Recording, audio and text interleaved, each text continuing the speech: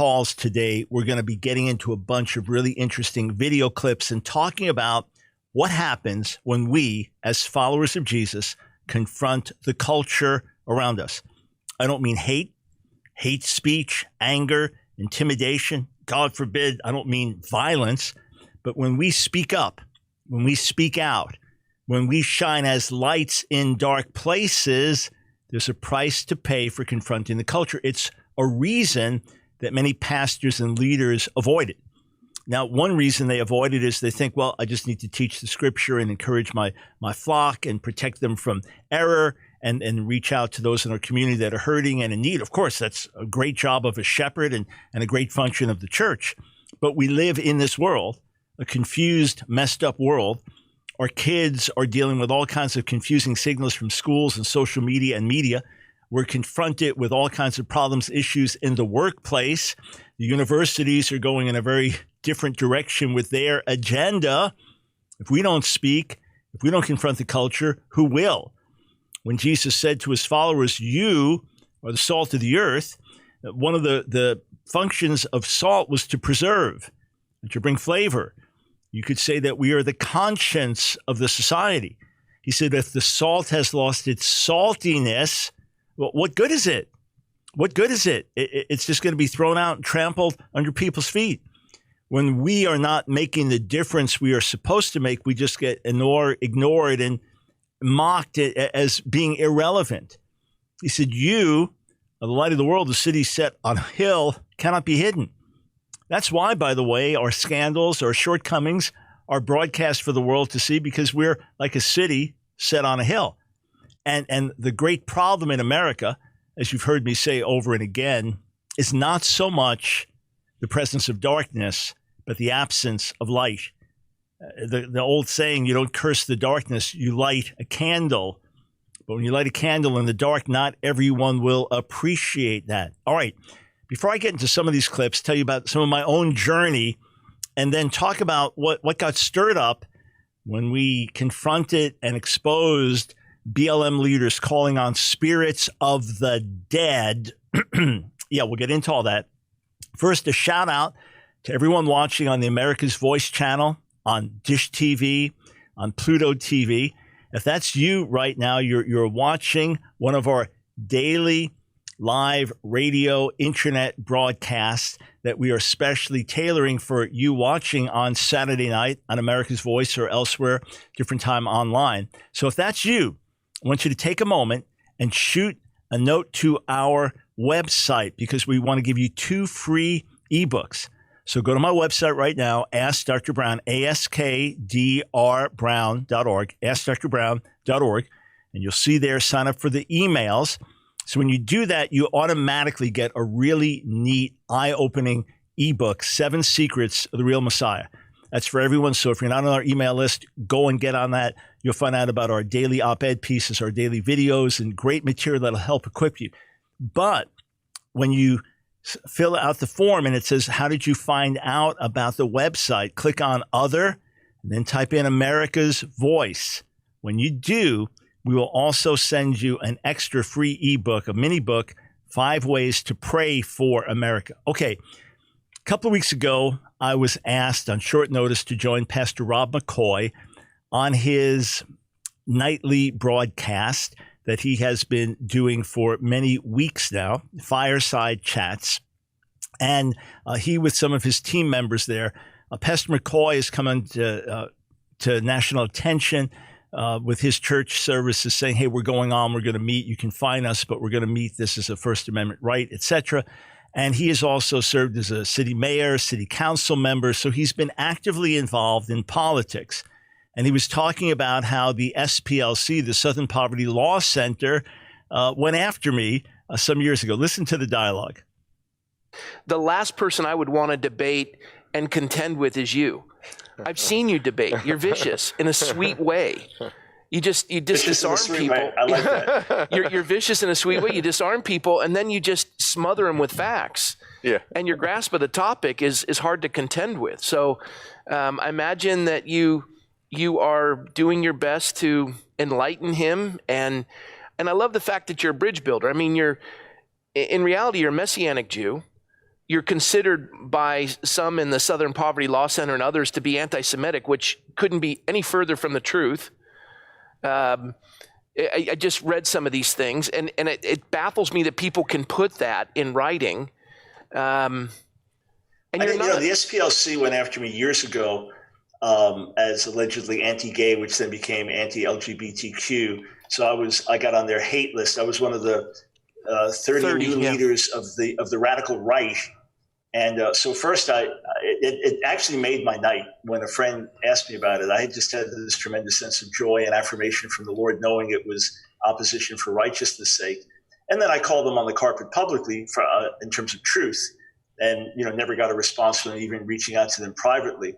But look, they continue to discredit themselves, the SPLC. Yeah. They branded the ADF, Alliance Defending Freedom, which has won numerous Supreme Court cases as one of the most respected legal organizations in America. They branded them a hate group and others, and they've shown very clear double standards, et cetera. Now the SPLC, Southern Poverty Law Center, once did really good work and exposed hate groups, legitimate hate groups, and KKK and those kinds of things. They did good work decades ago, but then they shifted further and further to the left. So Christian conservatives now made their way onto the hate list, and find Christian ministry organizations, nationally respected American Family Association, got branded as hate groups to this day. So you go to Amazon and you want to make a donation through Amazon and designate a charitable organization to get a certain percentage of sales. And Amazon's done that with hundreds and hundreds of organizations. So ADF, no, you can't give to ADF. Why? Because they're a hate group. Family Research Council branded a hate group. This is some of the dangerous work they're doing and the double standards involved. If you are a Muslim exposing Muslim extremism and Muslim terror, you could be branded a hater. So I got on the list. I just want you to understand that when you stand for righteousness, you will be opposed. When you expose gay activism in our schools, you'll be opposed. You can be loving, gracious, caring about individuals, saying, but I differ with this being taught to my children. That doesn't matter. You'll be branded a hater. So it was back in 2012, and I want you to see this. So the Southern Poverty Law Center actually has this page, and here's what the page says. It's got me listed here, and it's got 30 new activists heading up the radical right. All right, so this is from May of 2012. The last decade has seen major changes in the American radical right. What was once a world largely dominated by a few relatively well-organized groups has become a scene populated by large numbers of smaller, weaker groups with only a handful led by the kind of charismatic chieftains that characterized the 1990s. So I guess I'm one of the charismatic chieftains. The last decade has seen major changes in the American radical right. What was once a world largely dominated by a few. So go through that. And it says this. There's been explosive growth in several sectors of the radical right, especially in the last few years, much of it driven by anger over the diminishing white majority and the severe dislocations caused by a still ailing economy. An anti-Muslim movement, almost entirely ginned up by political opportunists and hardline Islamophobes, has grown enormously since taking off in 2010 when reported anti-Muslim hate crimes went up by 50%. During the same time frame, a number of religious right anti-gay groups, enraged and on the defensive as swelling majorities of Americans dropped their opposition to same-sex marriage and other LGBT rights, have grown extraordinarily vicious in their propaganda. And it goes on. So that's how everything is couched. We are angry. We're angry that we're losing our domination and these other groups are rising. So here's a list of different leaders, and Christian historian David Barton is on there, and there's Michael L. Brown. Yeah. Oh, who else on the list? David Duke. David Duke. Well-known, unapologetic, anti-Semite. David Duke, former Grand Wizard of the Knights of the Ku Klux Klan. I'm on the same list with him. I'm on the same list with Malik Zulu Shabazz, a former leader of the New Black Panthers, with other neo-Nazis and white supremacists, and also fine Christian brothers that are on that list. So when a friend told me I was on the SPLC hate list, I literally had I jumped for joy on the inside. I counted it a badge of honor because I knew It wasn't for being nasty. It wasn't for being mean-spirited. It wasn't for insulting people and calling them names and railing on them like some rabid fundamentalist. No, it was for exposing gay activist curricula in schools. It was for expressing my difference with the idea that two men or two women could have something that was called a marriage in God's sight. It was for speaking the truth in love. And Jesus said that when we're persecuted for righteousness, we should rejoice. And listen, I have friends of mine, colleagues, people I've known over the years who have literally been persecuted for the faith, meaning put in prison, meaning stoned, people hurling stones at them till they're bleeding from their head and their hand, meaning tortured for their faith. There are people that I have personally worked with in ministry and helped send them out to preach who have been killed in different countries. I can't even mention some of the places because we still have workers there, killed for preaching the gospel. So getting on somebody's hate list, getting discredited, getting defamed, getting barred, getting blocked, getting banned, hey, that's the least we could do. That's the least we could experience. So I just want to tell you candidly, I don't feel sorry for you when you're unfriended for sharing an important article about righteousness. I don't feel bad for you. I don't feel bad for you when people post nasty things in response to a scripture that you post. Oh, listen, I know many of you are sensitive and you care about people and you want to be a friend and you want to be loving. But Jesus said we'd be rejected. Jesus said we'd be hated. In fact, he was hated to the point of being nailed to a cross. And if he said, if that's how they treated him, the master of the household, how will we, the servants of the household, be treated? So let's not fall into some pity. Poor me, I got unfriended. We're worried about losing our friends on social media, whereas our brothers and sisters around the world are literally losing their heads for the gospel and not denying Jesus. So let's have the strength of soldiers. Let's stand up and be courageous. Let's determine we're not going to be nasty, mean-spirited, or fight with worldly weapons, but we're going to speak the truth in love. We will not be moved. We will not be deterred. We will move forward. We will expose darkness. All right, we are just getting started. No calls today, but we'll be right back.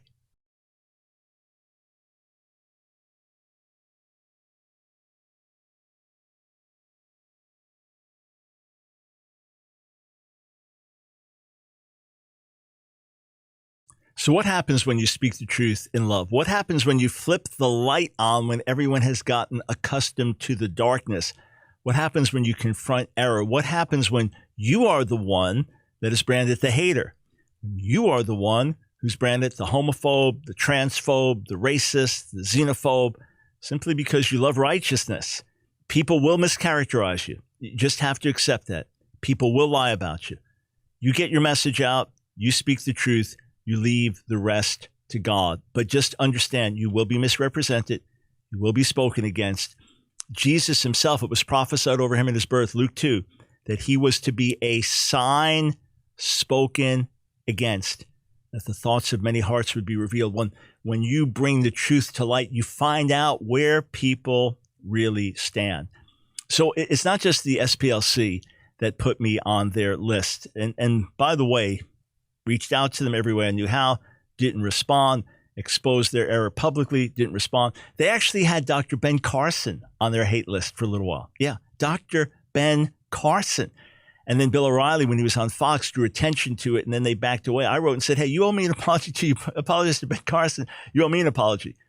And they pulled my data years ago because they really could not legitimately classify me as a hater, but I'm still on that list. Even though you click on my name, it doesn't go anywhere. I'm still on that list, which, again, is for me a badge of honor. So there's another group called GLAAD, started as the Gay and Lesbian Alliance Against Defamation. I call them the Gay and Lesbian Alliance Against Disagreement because that's really what they opposed. And they put out something called the Commentator Accountability Project, called CAP, Commentator Accountability Project. And yes, I'm on that list as well. listed as head of the Coalition of Conscience, frequent speaker on the conservative circuit, and author of A Queer Thing Happened to America.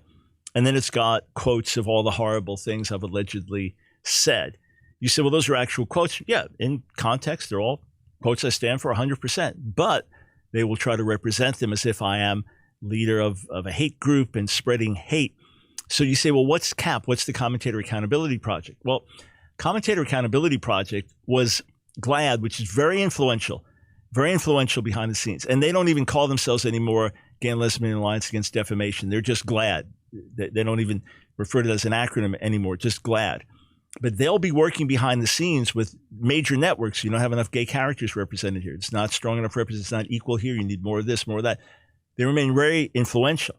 So they started this. I was on their initial list of 36. So I made it on their first list. It's expanded since then. But again, my great honor. And this is simply for talking about God's model for marriage and family and sexuality with compassion, saying Jesus died for all of us the same. We're all created in God's image the same. And we all need mercy. We're all a broken, fallen race. We all need God's mercy and redemption. Every single one of us.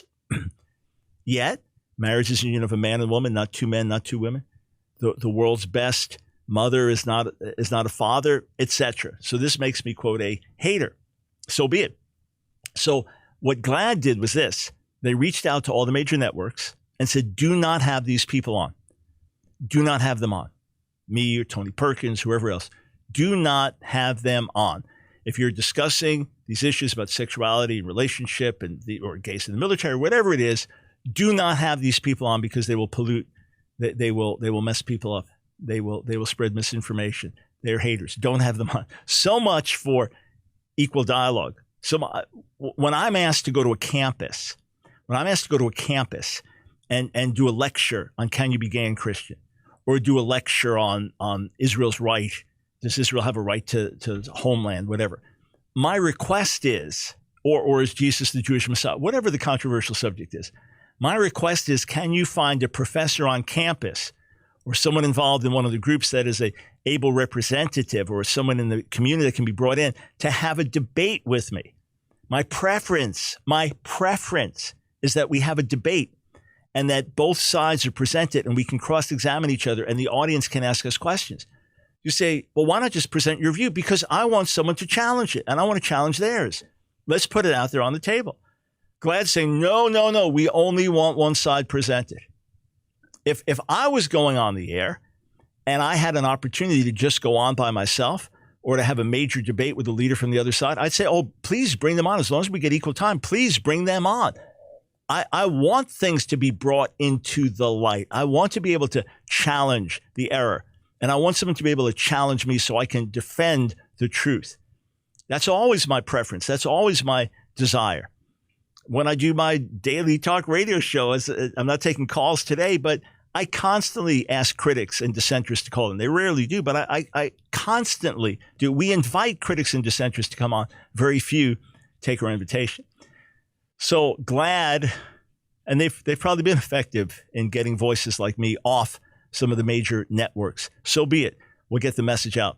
And then the HRC, the world's largest gay activist organization, human rights campaign. I mean, big enough that they'd have people no less than President Obama speak at their annual fundraising event, that they would actually host presidential debates. So a few years ago, I was invited to Portugal, to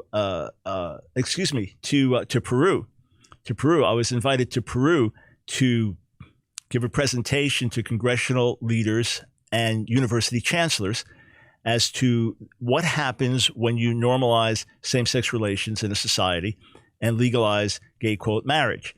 I was asked just to go and give a presentation there, which I did. And as a result of that, I got on the HRC list as one of those exporting hate. So they actually put out, this is not a video that we doctored. This is their video. Check out the music and everything. Exporting hate. Oh, yeah. There exists a network of American extremists. Michael Brown, there I am. Hate. For a man to lie with a man is contrary to what God intended. The unspoken mantra of gay activists for many years has been, you will be delegitimized if you do not embrace, accept, and celebrate homosexuality. If I say Jesus didn't condemn homosexuality, do I therefore justify pedophilia because Jesus didn't condemn pedophilia? I have an issue with two men marrying or two women marrying. Can someone understand that the world's best mommy is not a good daddy? Oh, the thought of it. The thought of it. A monster like me exporting those views around the world. This is, yes, I'm being sarcastic. And hey, bottom line, the world's best mommy is not a daddy, and the world's best daddy is not a mommy. And the ideal environment, the best environment for a child to be raised, to give them the best chance to thrive, is with their mother and their father in a healthy, long-term committed relationship. That is, it's been proven and demonstrated in thousands of articles and studies and all kinds of data that supports it from every angle. But no, to say that is being hateful. And when you use the argument from silence, well, when did Jesus condemn homosexuality by name? My point is not to compare homosexuality to pedophilia, but to expose a faulty argument to say, well, when did he condemn pedophilia by name? When did he condemn wife beating by name? You just go down with a long list. The fact that he did not condemn a specific thing by name doesn't mean it's okay. And of course, in different ways, Jesus clearly tells us God's model is one man, one woman together for life, and that all sexual acts committed outside of that are in violation of God's will and defile us.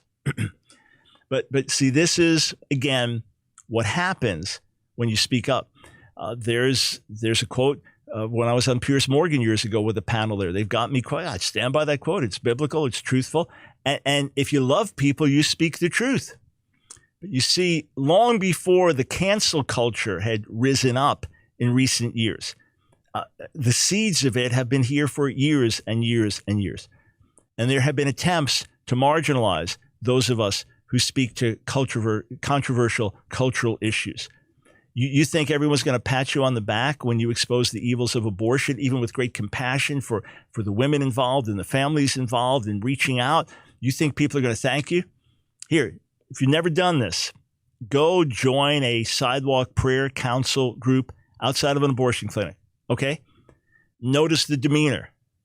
Notice the graciousness of the group. I'm talking if you're with a good Christian group. Their graciousness, their love, their concern. They're worshiping, they're praying, they're offering to speak to people, pray with people, pay for them to get an ultrasound, whatever it is. And you watch the cars drive by. You watch grandmothers rolling down their window and cursing you out with the worst profanity. You watch Satanists, atheists, witches, lesbians gather together and denounce you as evil. You think, what we're doing is trying to save the lives of the unborn and offer life.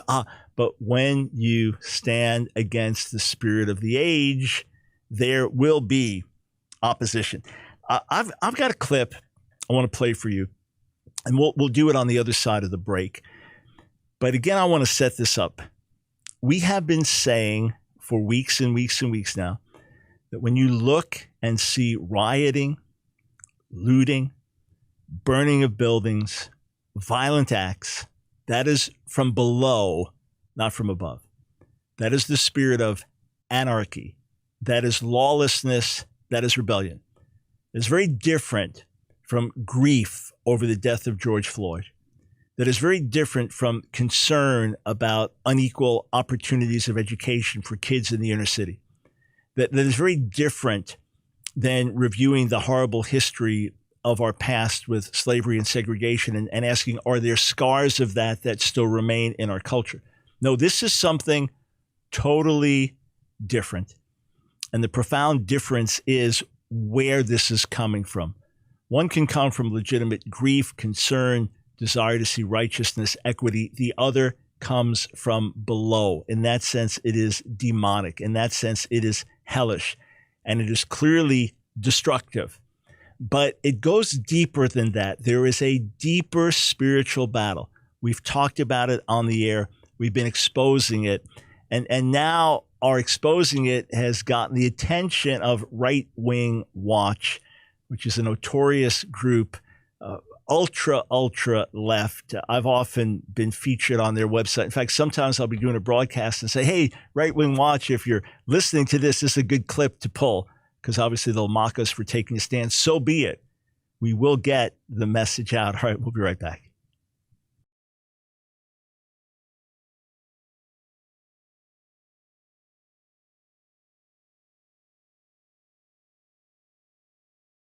Thanks for tuning in to The Line of Fire. This is Michael Brown. And once again, a shout out to all of our friends just joining us, getting to know us on the America's Voice Network. You can't call in right now. This is a pre-recorded show. We do live daily radio where folks can call in, but we're not taking any calls today.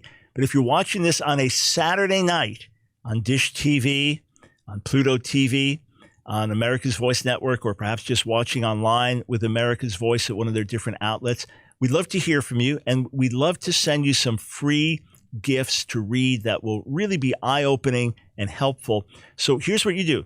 Again, if you're watching now on America's Voice, go to our website, AskDrBrown.org, and you just see where you can fill in your email and submit that. What that means is you'll be notified of all the new videos we put out every week, all the new articles we put out every week, special resources that we make available. When you do, you'll automatically get a free copy of a mini book. Represents many years of study, but it's condensed in a mini book, 7 Secrets of the Real Messiah. Whether you're Jewish, Christian, or agnostic, atheist, I think you'll find it a fascinating read. And then also, when you fill out how you found out about the website, so you click on the bottom, click Other, and type in America's Voice, we'll also send you another free mini book, 5 Ways to Pray for America. All right, so a couple weeks back, I was with Pastor Rob McCoy, a politically involved pastor in California, knows the Word of God, loves the community around him, and is urging Christians to get involved in a righteous, godly way in the political scene. So this is a discussion we were having. It was a Sunday night discussion that he hosted with some of his team. Let's go back to that talk. So when the BLM thing started back in 2016, I wrote an article saying we must separate the BLM movement from real civil rights issues. We must separate BLM movement from saying that Black Lives Matter. You say, well, why do we even need to say Black Lives Matter? Because in much of American history to this day, many Black Americans feel their lives haven't mattered. So I said, let's shout it from the rooftop. Yes, Black Lives Matter, but the BLM movement, we separate ourselves from. Now that this has grown into a national phenomenon, we've opened it up even more. I don't even refer to them as the Black Lives Matter movement. I just call them BLM. I'm not even going to dignify this Black Lives Matter with their movement. When you go to the website, of course, you notice that the 3 founders are all radical feminists, admittedly trained Marxists. 2 of them openly identify as queer. All of your viewers know by now that they've openly said we want to disrupt the Western nuclear family. When I dug into the statement even further, I noticed strikingly that the word father never occurred once. Mothers are mentioned, parents are mentioned, but father never once. And then more recently, it surfaced that some of the leaders in the movement talk about calling on spirits of the dead. When they say his name, say George Floyd or say this name. When you say the name, you're also calling on the person to come forth, for those spirits to come forth and empower the movement. So it's basically witchcraft. And you think this whole thing is very Jezebelic in that regard, in terms of joining together radical feminism, attack on gender, attack on family structure, emasculating men, and then you bring in the appeal to the spirits of the dead. So I have been warning people for months, separate from the movement. It is anarchist. It is antichrist. Do not show your solidarity with Black friends in different ways where you see injustice confronted, but separate from the movement. And we began to warn about this. Not long after that, they started burning Bibles in Portland. And I tweeted, okay, not what's next, but who's next? Sure enough, next weekend, they tried to burn police alive in the police precinct. So we need to expose this for what it is. It's from below, not from above. So what happened was Right Wing Watch saw that clip and gave a report of it on their website. So when you go to their website and you look at what they posted there, it's a fairly full report, right? So the Right Wing Watch website does not take any comments, okay? So that just posts what happened and gives quotes from the talk that are representative quotes. But then their Facebook page is different. Their Facebook page, you can add comments. So when you go to the Right Wing Watch Facebook page, it says anti-LGBTQ activist and author Michael Brown calls the Black Lives Matter movement antichrist. He says 4 more years of Trump will give the church time to usher in revival and awakening, and then a link to their site. And then beneath my picture, Michael Brown says BLM calling out names of the dead is witchcraft. Okay. Now, number one, the statement I made about Trump was in the context of 4 more years of Donald Trump will not save America. At best, it would be like a human wedge stuck in the door before it collapses completely, where the church can get about doing what it's called to do, stirring revival, awakening, Great Commission. Because other than that, America's heading off a cliff. I mean, it's that urgent. It's that real. It's that intense. So that's the situation in which we find ourselves. But what really got the attention of folks there was me mentioning about BLM leaders calling out spirits of the dead and calling it witchcraft, by which I meant you are looking to other powers, demonic powers, other than the power of God to have influence and to be empowered by these other spirits to do a particular work and ultimately to cultivate anarchy in the society. That's from below, not from above. That's witchcraft rather than the Holy Spirit. And many of the leaders involved in radical feminists and others openly identify as witches. They mean it in different ways, but they openly identify as witches, as I documented in my book, Jezebel's War with America. Now, my colleague at American Family Radio, American Family Association, Abe Hamilton, himself a black man, a lawyer and pastor, was the one that brought to national attention BLM leaders calling on spirits of the dead. Then I played some of those clips on my radio show and then talked about it on the air. So what kind of responses did this get? So I went through the comments on the Facebook page. And what was interesting was people didn't have a problem. I'd say 98% of those interacting there, which would be followers of Right Wing Watch and for the most part ultra left, that 98% of them had no problem with the idea of calling on the spirits of the dead. They had a problem with me exposing it and calling it witchcraft. Here, let me read some of the quotes from there. All right. Let's see here. All right, here's some of the more passionate posts. When you make a racist lose his mind like this, you know BLM supporters are doing it right. Or how about this? Great Caesar's ghost. He is insane. And this. So fighting for equality is satanic now? If that's the case, then I'm a Satanist. And then these morons should have to work real jobs, not just make up hateful blank to sell to lunatics. Another blanking nutcase. Where do they come from? Have you ever noticed that it's the most evil-minded bigots and cranks who call other people antichrist and witches? This guy's a total nutjob. So no problem with BLM leaders calling on spirits of the dead to empower them. No problem with naming names, George Floyd, Breonna Taylor, others. No problem with naming their names to call their spirits from the dead to empower the leaders to do their work. No, but to call it out and to call it witchcraft makes me insane and reveals the evil in me. Isn't it wild how the darkness identifies the light as darkness and identifies the darkness as light? It's like going back to the prophet Isaiah in the 5th chapter of his book, woe to those who call evil good and good evil. Here, let's look at some more of the comments. Some posted homosexual comments, just too crude, not even going to put those up, wouldn't dare do. But that got tons of attention and people adding in their foul comments. Others liken this, well, it's just Christian practices or Roman Catholic practices, calling on God, Jesus, or the saints, all of whom are dead or made up to intercede on one's behalf as religion. Got it. How about this? And talking to an invisible being in the sky and asking for favors is madness. So you see how many atheistic responses there are. But then, of course, people are going to bring up Salem witch trials, and others are going to bring in their own witchcraft humor. So look at this. I bet he misses Salem in the witch trials. Yeah, because I exposed this. This is what happens. Well, a hex on him. Or how about this? Expletive, you, Mikey, Brown. That was a satanic spell to get Mikey to soil himself. Did it work? Another, seriously, is this clown so ignorant that he actually believes in witches, or is just another gifter playing the suckers who are that ignorant? Another, funny how fast Christians went from love thy neighbor as thyself to kill all the witches in a fascist heartbeat. Amazing what power and money does. And another, holdovers from medieval times. These people are the modern equivalents of those who thought burning at the stake saved heretic souls. Now, here's what's so wild. They now have me calling for the burning of witches.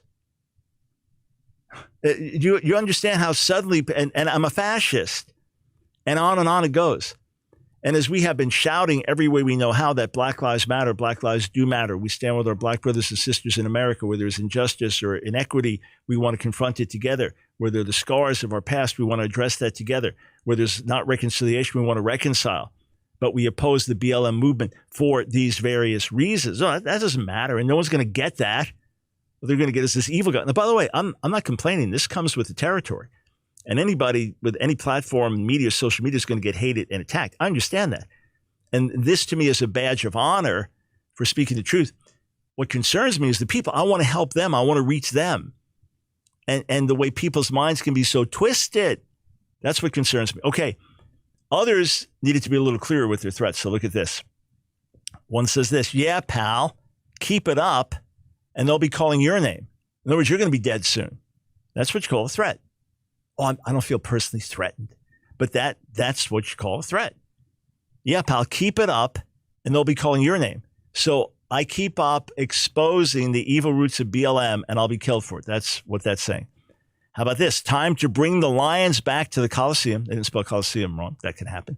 Time to bring the lions back to the Coliseum for a buffet. Time to eat the Christians. Time to kill and devour the Christians once again. You know, Proposition 8, when that was major news in Senator Obama's first campaign for president in 2008, Proposition 8, which said marriage is the union of one man and one woman, and that passed in California. One reason it passed was many Black Americans are conservative in their ethics. They also voted for Barack Obama, and he had lied at that point about his real view on same-sex, quote, marriage. But they helped Black voters that came out in larger numbers, fully understandably, to vote for Barack Obama, fully understandably. They also voted for Prop 8, and it passed. But there were protesters against Prop 8, calling it Prop Hate, and also saying, feed them to the lions, time for the lions. So this rhetoric, friends, people may just be posting it online, but a lot of the haters really want to see bad things happen to us as followers of Jesus. That's the reality. That's what happens when you swim against the tide and go against the grain. So be it. Let the Lord be honored.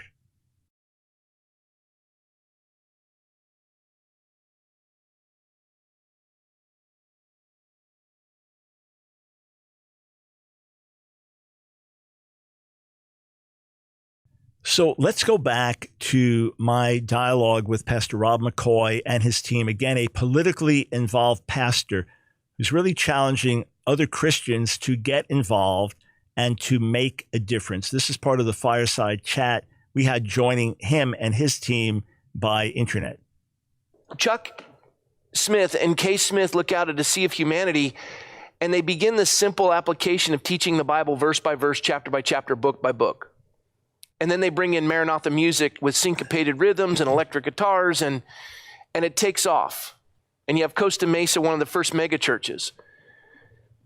And from 68 to 2020, it's a 52-year span of our life existence of Calvary Chapel. We've experienced 10,000% growth. There's now 1,800 Calvary Chapels around the world. South of Van Nuys, right here in California, there's 350 Calvary Chapels. It's a Calvary Chapel sandbox. Probably many of the 10 largest churches in California are Calvary Chapels, and some of the largest churches in America are Calvary Chapels. But we've been apolitical. The only president that Chuck Smith ever endorsed was Jimmy Carter because he said he was born again. So 52 years of preaching the gospel, that's conversion growth, not transfer growth. People being delivered from drugs. I can go on and on about amazing stories in the movement of God's Spirit. And it was charismatic because we were still aligned with the vineyard, and you still had Lonnie Frisbee, and people were speaking in tongues, which is, in your wheelhouse. But here we are 52 years into this movement. And let's look at the byproduct of how this has changed the culture in California by being apolitical. We no longer have the 5th largest GDP. We have the 6th, maybe 7th. We have the highest gas tax, sales tax, income tax, corporate tax. We lead the nation in debt. We have the highest poverty, highest homelessness. We're the authors of no-fault divorce that decimated marriage across the country and fatherless families. We are the authors of transgender bathroom bills, the most secularly progressive sex ed curriculum in the world. And here's the kicker. We've aborted more babies in California than the entire population of Canada. So how did that revival change California? Now, those are great questions. So Pastor Rob McCoy is talking about what happened with the Jesus People movement. This came in the midst of the counterculture revolution of the 60s. So I was pulled in by the counterculture revolution of the 60s, went wholeheartedly into the whole drugs, rock and roll scene. Many of you know my story. And 1971 was radically transformed, became a follower of Jesus at the age of 16 as a Jewish hippie rock drummer, heroin shooting, LSD using. But the whole drug rock scene I got caught up in the 60s. But during that time, beginning around 1967, was the birth of what's called the Jesus People movement or the Jesus Revolution. Read about it, Time Magazine, June of 71. It's an incredible story that just lays out what was happening around the country. Hippies, radicals, rebels getting radically, dramatically converted, transformed. It was actually happening all over the world. It was a spiritual phenomenon. And Rob McCoy saying that Chuck Smith and his wife Kay, they looked out, saw what was happening. They were traditional pastors, jacket and tie, normal traditional church, sing the hymns. They saw what was happening. They began to bring the young people in. They began to do outreach, and Calvary Chapel exploded because these young people were spiritually searching and looking for spiritual fathers and looking for places to gather together. And it led to this incredible movement of Calvary Chapels with tens of thousands of people genuinely born again, genuinely saved, genuinely coming to faith, genuinely being changed. But like most of our churches, there was kind of an apolitical mentality. In other words, that's a different kingdom. The kingdom of this world, we're of the kingdom of God, and they don't really intersect. They're just kind of parallel and so on. So we don't get involved in politics. It's dirty. It's messy. We don't get involved in cultural issues. Another mentality was this is the end of the age. Jesus is coming any minute. We'll be out of here any minute. So pretty soon we'll all be out of here. Go back to a lot of the early songs and teachings then. Hal Lindsey's Late Great Planet Earth, which came out in 1970, and the end of the world is here. It's over. We're out of here any second. Why get involved? Plus, the theology was the world's only going to get worse. So the worse it gets, the more it confirms the theology. The more you don't get involved, the worse it gets. You see the cycle. You understand the situation there. So with all the good that Calvary Chapels did, thank God for it, doing good to this day. Well-known pastors like Greg Laurie and others doing great outreach and doing so much good. I've got fine friends that are Calvary Chapel pastors that love the Lord and have solid churches. At the same time, the mentality that was there, and in many of these churches, was just you don't get involved in the political scene, so all these people come to faith, and yet the culture goes down around us, and we're all still here. 50 plus years later, we're still here. Something was wrong with the mentality. Now, Pastor McCoy says something else very challenging. I want to go to one more clip from our dialogue. When we abdicated our responsibility in the public square, whether it was our eschatology or whatever it was, when we abdicated our responsibility in the public square to engage the culture and simply saying politics is dirty and I don't want to be a part of it, and the church, I just preach the gospel, I watched something happen. In that picture I gave you of a 52-year decline of California, where more people have left this state than came here during the Dust Bowl. And this was the epicenter of evangelism. And our state is just devastated right now. It's a mess. And they're shuttering churches and censoring what we say. And yet, this is where Focus on the Family came from. This is where, Campus Crusade came from. Bill Bright and James Dobson and the Calvary movement and the Vineyard movement. We can go on and on. But here's my struggle. Because we abdicated our participation in the culture and stayed within the walls of the church, and the decline of the family unit, and we didn't defend that, and we allowed public education to take a course, and we never participated, and we surrendered our children to public education, and we embraced divorce as a governor would promote it and devastate marriage across the country, and then families are dissolved and struggling, and you give this depiction of waking up in 2000 as opposed to 1969, and you gave the social barometers, every social pathology is listed there. This is the kicker. This is where we diverge. The gay and lesbian movement, moving towards Marxism and participating with BLM, I think that's our fault. And I'll tell you why. These are disenfranchised human beings raised in a single parent family or a culture that is driven by sexual deviance. And any political structure for them to participate, they're not permitted in the church. And understandably that you can't hold a leadership position, you can't do this. And the only thing that the church does politically is to define what they don't do. And are you opposed to abortion? You aren't, then you're not in. And here's my point. We have relegated these human beings that struggle with their sexual identity, that they can only embrace the leftist theology. So really, really interesting point from someone involved politically who is also a pastor caring about people.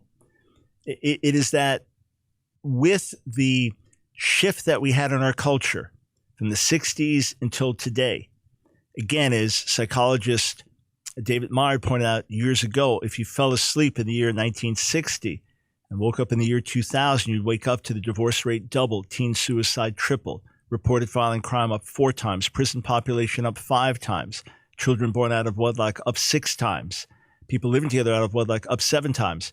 Just those last couple of factors, that massively impacts the society.